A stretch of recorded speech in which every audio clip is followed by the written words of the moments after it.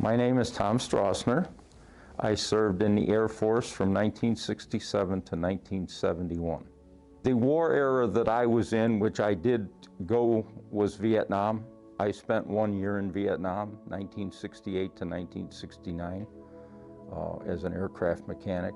The Honor Flight is a great way to honor veterans. It's a volunteer organization.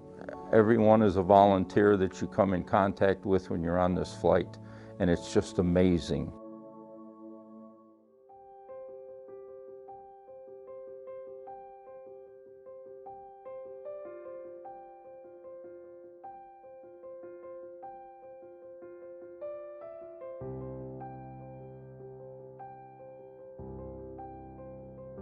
I felt excited. I felt I didn't know exactly what we were going to face when we got to Washington.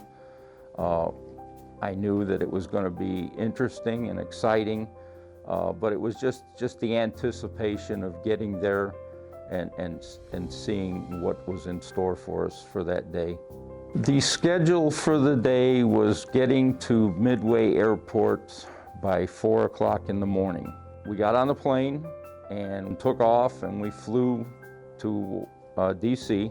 When we got off the airplane and went up the jetway into the terminal, and there was a band playing, and it was a celebration that I get goosebumps now just talking about it. We went to the first monument, which I did not realize that they had, was the Air Force Monument. And they had statues there of Air Force Honor Guard, and they also had on the wall all the names of the Medal of Honor recipients from the Air Force, which I was impressed with. I did not realize that there were that many. We went to the World War II monument, the one that has been recently made for World War II veterans. And that's where we had the big ceremony. We all got together in a group. We had a great ceremony there, a guest speaker that spoke to us. And then we were able to look around the monument and have our picture taken. There's a monument for each state. And you could stand in front of Illinois and have your picture taken. And it was emotional for me because I knew that my dad had stood in front of that same spot and had his picture taken. We got on the buses and we went to the Smithsonian Institute out by the airport, where they have different airplanes in the hangar, and they also have the space shuttle there. They actually built this part of the Smithsonian out there because they needed room for this shuttle, and it's huge when you get close to it. And then there's other airplanes there, and we walked around there for a little bit of time. We got back on the airplane.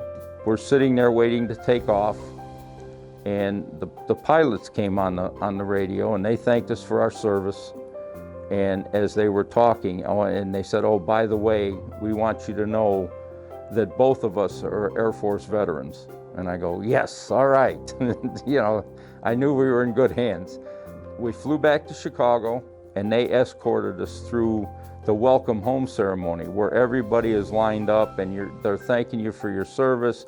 It's friends and family and relatives of everybody that was on the flight. I turned around, and there was my family standing on the other side of the aisle. And I walked over, of course my wife was there, my son was there, my daughter-in-law was there, and we're hugging each other, and then my grandson was there, Anthony. And I lost it.